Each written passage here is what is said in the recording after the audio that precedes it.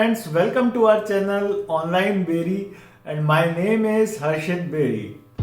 आज के हमारे वीडियो का टॉपिक है कि ऐसी कौन सी बिगेस्ट मिस्टेक है जो कि new seller as well as old sellers करते हैं ऑनलाइन बिजनेस में, और हम ये गारंटी के साथ कह सकते हैं कि जो भी सेलर्स ऐसे हैं जो ऑनलाइन बिजनेस में है पर जिनकी ग्रोथ नहीं हो रही है, ऑर्डर्स आ रहे हैं, ज़्यादा आ रहे हैं, कम आ रहे हैं, पर उतना वो सेटिस्फाइड नहीं है, उतनी इनकम नहीं कर पा रहे हैं, तो मोस्ट प्रोबेबली 90% चांस है कि आप ये एक मिस्टेक जरूर कर रहे होंगे।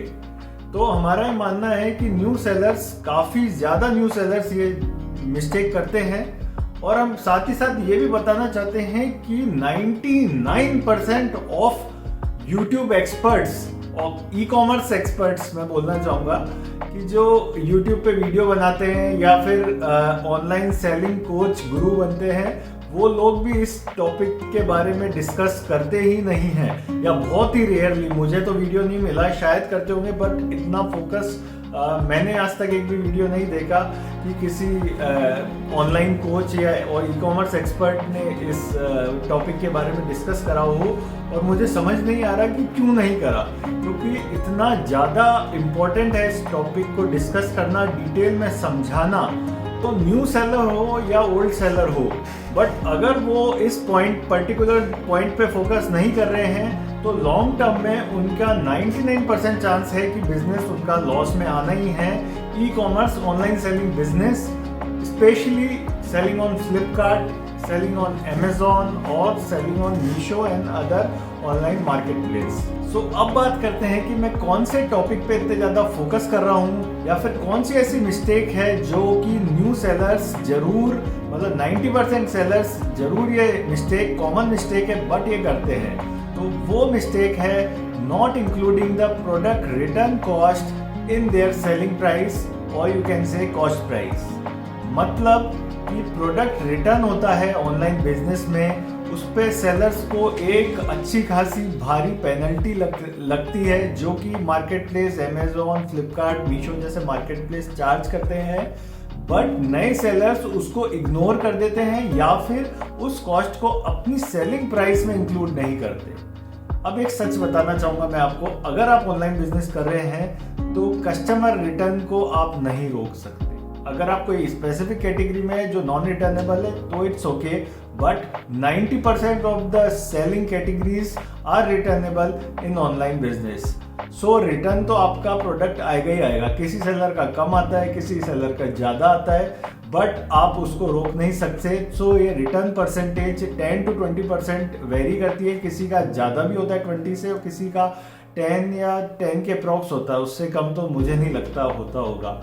तो ये एक ऐसी कॉस्टिंग है जिसको आप जरूर इंक्लूड करें। अगर आपने इस कॉस्ट को इग्नोर करा अपनी सेलिंग प्राइस में इंक्लूड करने से, तो according to our experience 90% chance है कि फ्यूचर में आपका बिजनेस लॉस में आज नहीं तो कल, नहीं तो परसों आना ही आना है। सो आप जितना जल्दी इस पे फोकस करें और जितना जल्दी अपनी सेलिंग प्राइस पे, आपकी जो भी सेलिंग प्राइस पे, उस पे इस कॉस्ट को इंक्लूड कर दें, इस कॉस्ट को जोड़ ले हर एक प्रोडक्ट पे। अब कैसे करना है वो मैं आपको समझाता हूँ, डिटेल में समझाऊंगा, क्योंकि आप ऑनलाइन बेरी चैनल पे हैं, यहाँ पे डिटेल में बात होती है, और ऐसे पॉइंट पे बात होती है जिन पॉइंट्स पे दूसरे यूट्यूबर्स या दूसरे ऑनलाइन एक्सपर्ट्स बात ही नहीं करते, क्योंकि, और ये खासकर ये वाला टॉपिक है क्योंकि ये पॉइंट एक मेजर फैक्टर है in the success journey of a online successful e commerce seller.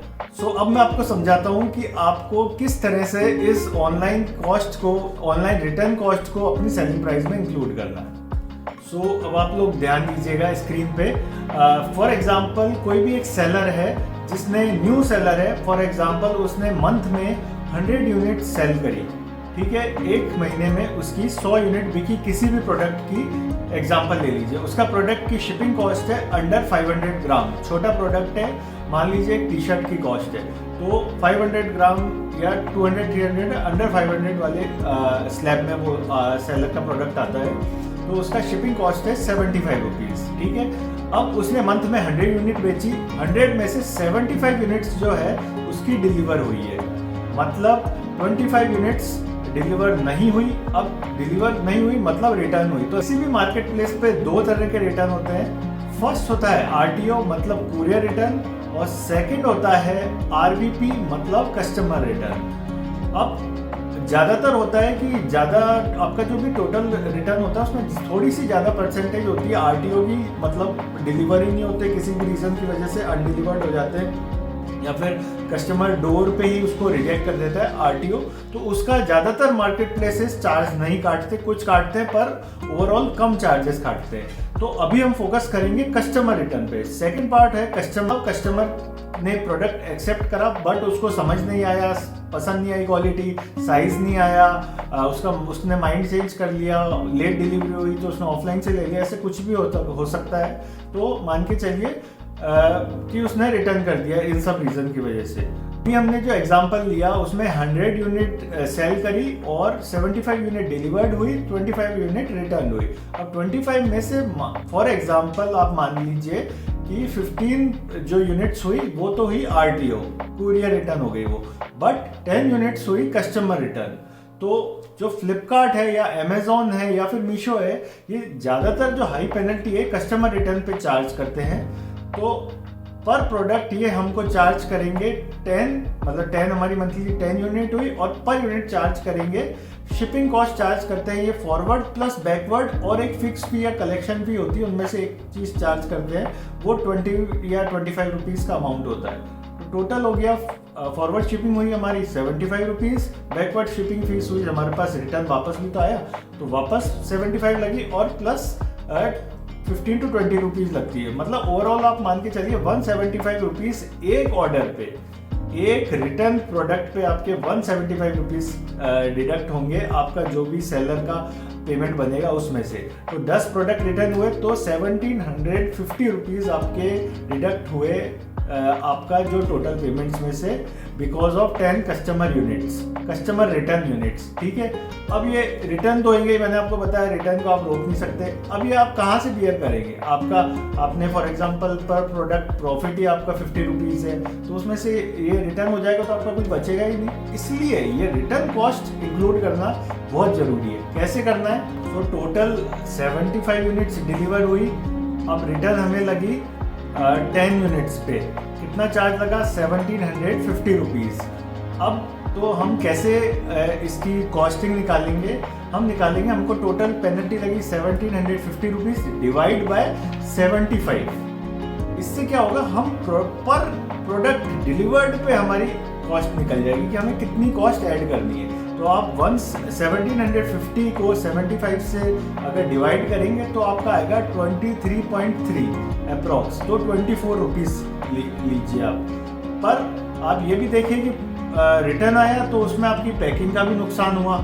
ठीक है, आपने पेपर यूज़ करा, कॉर्रुगेटेड बॉक्स यूज़ करा, टेप करा, टाइम वेस्ट हुआ, तो एक अप्रॉक्स हम उसके 6 रुपीज़ कॉस्टिंग पकड़ के चल गए।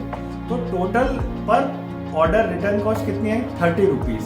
सो ये 30 रुपीज़ जो निकल के आए हैं कैलकुलेशन से, इसको आपको आपकी फाइनल सेलिंग प्राइस में जोड़ना है, ऐड करना है। कैसे? फॉर एग्जांपल आपका कोई प्रोडक्ट है 400 रुपीज़ का जो आप अभी सेल कर रहे हैं और आप रिटर्न कॉस्टिंग नहीं जोड़ रहे हैं, तो अब आप उसको 430 रुपीज़ का बेचिए, जिससे आपको कभी भी फ्यूचर में नुकसान नहीं होगा। अब मेरी बात पे ध्यान दीजिएगा, मैं ये बात इसलिए बता रहा हूँ क्योंकि मैं ये बाय डिफ़ॉल्ट मान रहा हूँ कि आप जो बेसिक चीज़ें हैं वो अपनी कॉस्ट प्राइस में ऑलरेडी ऐड कर रहे होंगे। मैं आपको याद दिला दूँ कि आप अपनी कॉस्ट प्राइस सेलिंग प्राइस में ऐड कर रहे होंगे, फिर आप अपना कमीशन आपको जो मार्केट प्लेस चार्ज कर रहा है वो आप ऐड कर रहे होंगे, शिपिंग कॉस्ट आप ऐड कर रहे होंगे, GST परसेंटेज कितना है वो ऐड कर रहे होंगे, आपके पैकिंग चार्जेस ऐड कर रहे होंगे, और भी आपके इधर उधर ऑफिस एक्सपेंसेस, स्टेशनरी, ये सारी कॉस्टिंग आप ऐड कर रहे होंगे। वो सारी ऐड आपको करनी ही है। प्लस आपको ये जो रिटर्न कॉस्ट मैंने कैलकुलेशन निकाल के बताई एक एग्जांपल के थ्रू, जो ये 30 रुपीज़ आ रही है, हर सेलर के हर प्रोडक्ट में अलग अलग आएगी। आपका जो फ्लिपकार्ट, अमेजोन, मीशो का डेटा है, आपका जो डैशबोर्ड है उस पर रिटर्न डेटा आ जाएगा आपका, उस पर आप प्लीज़ देखिएगा। जो भी आपकी रिटर्न की परसेंटेज आ रही है, मंथली रिटर्न या क्वार्टरली रिटर्न, उसके हिसाब से ये कैलकुलेशन करिएगा। तो मैं आपको गारंटी देता हूँ कि आप फ्यूचर में कभी भी लॉस में नहीं जाएंगे। ये मेरी तरफ से, ऑनलाइन बेरी चैनल की तरफ से, हर्षित बेरी की तरफ से आप एक गारंटी मान के चलिए, अगर आपने ये कैलकुलेशन सही रखी ना आपकी सेलिंग प्राइस की, तो आप कभी भी नुकसान में नहीं जाएंगे। मे बी आपके ऑर्डर नहीं आए तो आप नो प्रॉफिट नो लॉस में रहेंगे, पर ज़्यादातर कई सेलर्स के संग ऐसा होता है कि खुश होते रहते हैं कि ओहो अच्छे ऑर्डर आ रहे हैं हमारे रोज, बढ़िया। पर जब वो मंथ में या क्वार्टरली या एनुअली जब कैलकुलेशन करते हैं ना ओवरऑल पेमेंट का, तो पता लगता है कि इन्वेस्ट ज़्यादा हो गया और अर्निंग कम हुई, तो नेट लॉस निकल के आता है उनका।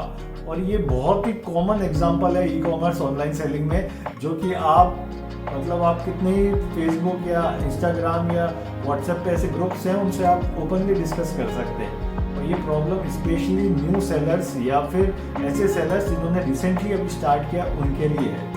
तो मेरा ये कहना है कि आप प्लीज़ इस कॉस्टिंग को इग्नोर नहीं करिए। कुछ भी आपको अगर इसमें डिफिकल्टी आ रही है कि ये कैलकुलेशन अगर आपको हो सकता है वीडियो में समझ नहीं आए, इट्स ओके, बहुत ही नॉर्मल है, एक बार में नहीं आता समझने, मैंने कोशिश करी है समझाने की, बट आपको फिर भी इशू है समझ में आए, व्हाट्सएप नंबर दिया गया है स्क्रीन पे, आप डायरेक्ट मेरे को व्हाट्सएप करिए, मैं आपको फ्री टाइम दूंगा, उसमें अपन कॉल पे बात करेंगे, और हो सका तो व्हाट्सएप पे ही समझा दूंगा। अगर नहीं समझा पाया तो कॉल पे बात करके आपको डायरेक्ट समझाऊंगा 1-to-1 and it's totally free of cost. ठीक है, तो ये सर्विस सिर्फ ऑनलाइन बेरी चैनल पे ही आपको मिलेगी, क्योंकि हमने ये चैनल स्टार्ट ही न्यू सेलर्स के लिए करा है। हमारा मेन मोटिव है to support all online new sellers and be a part in their success journey. So hopefully आपको ये वीडियो पसंद आया होगा, तो आप हमको प्लीज़ सपोर्ट करिए, हम आपके लिए ऐसे जेन्युइन कंटेंट जरूर लाते रहेंगे जो आपको अदर्स चैनल पे नहीं मिलेगा, दूसरे ई कॉमर्स वाले या फिर सेलिंग एक्सपर्ट्स चैनल पे नहीं मिलेगा। वो सारा कंटेंट आपको ऑनलाइन बेरी चैनल पे मिलेगा। बट आपसे बस एक ही उम्मीद है कि आप सपोर्ट करिए। इंस्टाग्राम का भी लिंक दिया हुआ है डिस्क्रिप्शन पे, आप उस पर भी हमको जरूर फॉलो कर सकते हैं। ठीक है, मिलते हैं नेक्स्ट वीडियो में, तब तक के लिए ध्यान रखिएगा, टेक केयर, बाय।